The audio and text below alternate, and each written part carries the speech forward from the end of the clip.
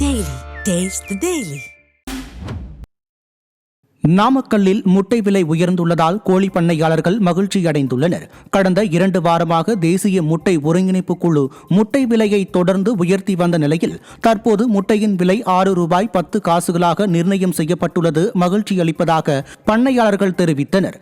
மேலும் புரட்சித் தலைவர் எம்ஜிஆர் சத்துணவுடன் முட்டையை சேர்த்து வழங்குமாறு உத்தரவிட்டதன் விளைவாக இந்த தொழில் வளர்ந்துள்ளதாக தெரிவித்தனர். இதில் ஒரு 1350 கோழிப்பண்ணைகள் உள்ளன. நாள் ஒன்றுக்கு ஒரு 7 கோடி முட்டை உற்பத்தி செய்யப்படுகின்றன. அந்த முட்டைகள் அயல் நாடுகளுக்கு 1 கோடி முட்டை நாள் ஒன்றுக்கு அனுப்பப்படுகின்றன. சத்துணவு திட்டத்திற்கு வாரம் ஒன்றுக்கு 2 கோடி முட்டை கொடுக்கப்படுகின்றன. இது தமிழகத்தில் முதல்வர் எம்ஜிஆர் இருந்த காலத்திலிருந்து சத்துணவு ஆரம்பிக்கப்பட்டு இன்று படிப்படியாக உயர்ந்து தினந்தோறும் முட்டை வழங்கப்படுகின்றன. சென்னை கோயம்பேடு வணிக வளாகத்தில் காய்கறி கழிவுகளோடு மழைநீர் கலந்து துர்நாற்றம் வீசுவதாக புகார் எழுந்துள்ளது.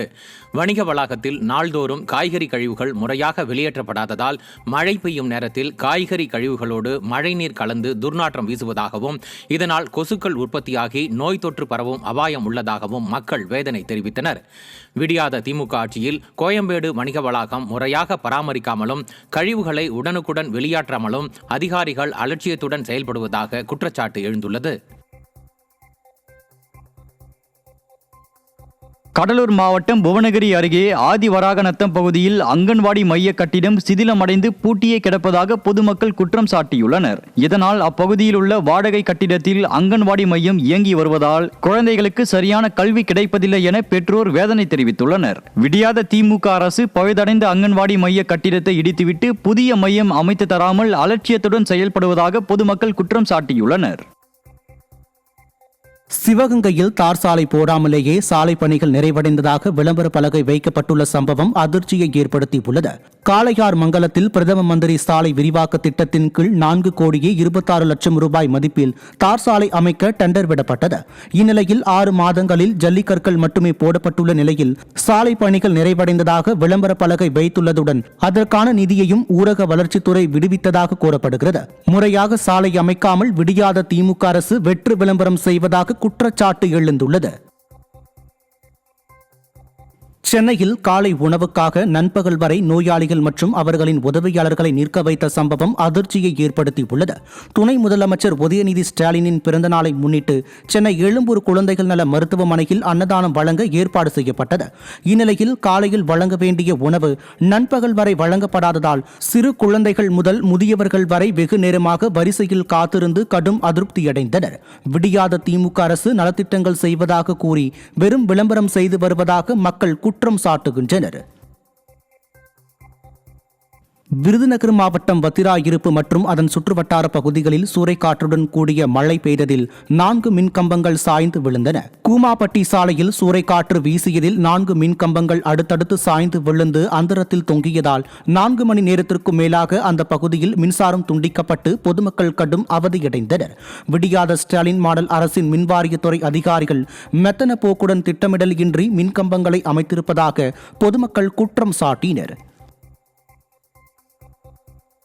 சிவகங்கை மாவட்டம் காவிரி கூட்டு குடிநீர் குழாய் சேதமடைந்து தண்ணீர் வீணாகி வருவது குறித்து பலமுறை புகார் அளித்தும் விடியாத அரசு நடவடிக்கை எடுக்கவில்லை என குற்றச்சாட்டு எழுந்துள்ளது.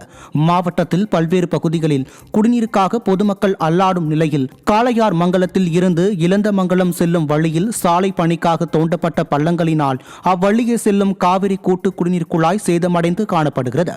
விடியாத திமுக அரசின் அலட்சியத்தால் கடந்த 10 நாட்களாக லட்சக்கணக்கான லிட்டர் குடிநீர் வீணாகி வருவதாக அப்பகுதி மக்கள் ஆவேசப்படுகின்றனர். திண்டுக்கல் மாவட்டம் பழனியில் சபரிமலை செல்லும் ஐயப்ப பக்தர்கள் சுவாமி தரிசனம் செய்தனர். கார்த்திகை 1ஆம் தேதி முதல் மண்டல பூஜை துவங்கியுள்ள நிலையில் தண்டாயுதபாணி சுவாமி கோயிலில் சுவாமி தரிசனம் செய்ய பக்தர்கள் வருகை தந்தனர். செல்போன்கள் கொண்டு செல்ல தடை விதிக்கப்பட்டுள்ள நிலையில் பல்வேறு கட்ட சோதனைகளுக்கு பிறகு பக்தர்களை மலைக்கோயிலுக்கு அனுப்பி வைக்கப்படுகின்றனர். மின் இழுவை ரயில் மூலம் மலைக்கோவிலுக்கு செல்லும் பக்தர்கள் சுவாமி தரிசனம் செய்து வருகின்றனர். திருவாரூர் மாவட்டம் நீடாமங்கலம் அருகே வீட்டின் மேற்கூரை இடிந்து விழுந்து 2 காயமடைந்தனர். மேலாள வந்தச்சேரி கிராமத்தில் இந்திரா காந்தி நினைவு குடியிருப்பு திட்டத்தின் கீழ் மத்திய மாநில அரசுகள் இணைந்து வீடுகள் கட்டி கொடுத்தன. இதில் 10க்கும் மேற்பட்ட வீட்டின் கான்கிரீட் காரைகள் மற்றும் கூரைகள் பெயர்ந்து விழுந்ததில் 2 படுகாயமடைந்த நிலையில் இதுகுறித்து பலமுறை புகார் அளித்தும் நடவடிக்கை எடுக்கப்படவில்லை என மக்கள் வேதனை தெரிவித்தனர். விடியாத திமுக ஆட்சியில் ஊராட்சி அதிகாரிகளின் அலட்சியத்தால் மக்கள் அவதிப்படுவது தொடர்கதையாகி வருவதாக குற்றச்சாட்டு எழுந்துள்ளது.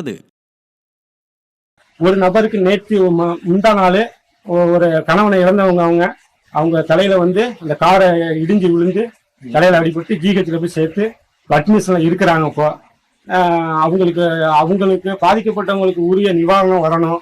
அது மட்டும் இல்ல, அவங்களுக்கு புதிதாக ஒரு வீடு கட்டித்தரணும். அவங்களுக்கு இந்த வீடே வரல. சேலம் மாவட்டம் சங்ககிரி சுங்கச்சாவடி அருகே லாரியில் வந்தவரை வழிமறித்து மிரட்டிய சம்பவம் அதிர்ச்சியை ஏற்படுத்தியுள்ளது. அரசநத்தம் கிராமத்தைச் சேர்ந்த லாரி ஓட்டுநர் செந்தில்குமார் தனியார் நிதி நிறுவனத்தில் கடன் பெற்றுள்ளார். தனது மனைவி மற்றும் மகனுடன் லாரியில் சென்று கொண்டிருந்த போது 5 மாதங்களாக கடன் தவணை செலுத்தவில்லை என கூறி 20க்கும் மேற்பட்டோர் வழிமறித்து மிரட்டியுள்ளனர்.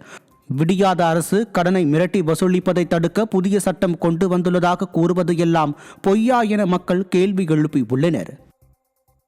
எந்த ஒரு ஆவணமும் கிடையாது. அவர் கழுத்துல ஒரு ஐடி ப்ரூஃப் எதுவுமே கிடையாதுங்க. தாடியோட ரொம்ப மோசமான சூழ்நிலை. அவர் பார்த்தோன்னே எங்களுக்கு பயமாயிடுச்சுங்க.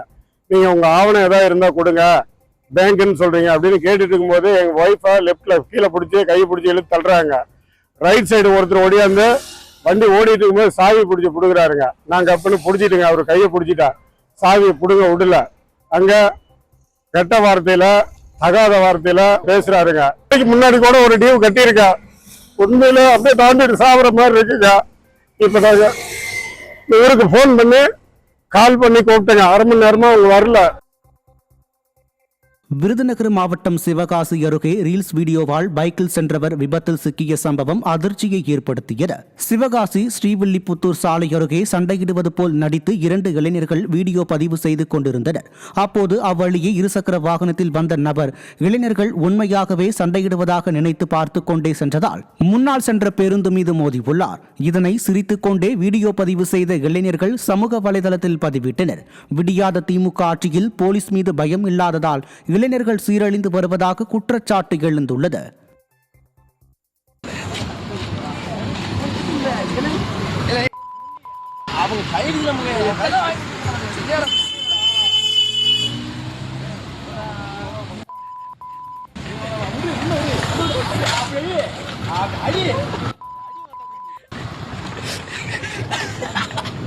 வாங்குறா நீ ஏண்டா டேய் வாங்குடா ஆட்ட வாங்கிட்டடா அவன் வாங்கிட்டே நீ வாங்கிட்டு வா டேய் அவன் வாங்கிட்டடா டேய் வாங்கிட்டு போடா அவன்தான். ஈரோடு மாநகராட்சி லட்சுமி கார்டன் பகுதியில் முறையான கழிவுநீர் கால்வாய் அமைத்து தரப்படவில்லை என குற்றச்சாட்டு எழுந்துள்ளது. லட்சுமி கார்டன் பகுதியில் உரிய கழிவுநீர் கால்வாய் இல்லாதது குறித்து பலமுறை புகார் அளித்தும் நடவடிக்கை எடுக்கப்படவில்லை எனவும் இதனால் சுகாதார சீர்கேடு ஏற்பட்டுள்ளதாகவும் மக்கள் வேதனை தெரிவித்தனர். விடியாத திமுக அரசு அடிப்படை வசதிகளை செய்து கொடுக்காததை கண்டித்து 2026 சட்டமன்ற தேர்தலை புறக்கணிக்கப் போவதாக அப்பகுதி மக்கள் தெரிவித்தனர். ஏரியா பார்த்தீங்கன்னா ரூல் லட்சுமி கார்டன் சொல்லிட்டு ஒரு 10 ஆண்டுகளுக்கு முன்னாடி இந்த பகுதியை சேர்ந்த ஒரு நபராலேயே லே அவுட் போடப்பட்டது.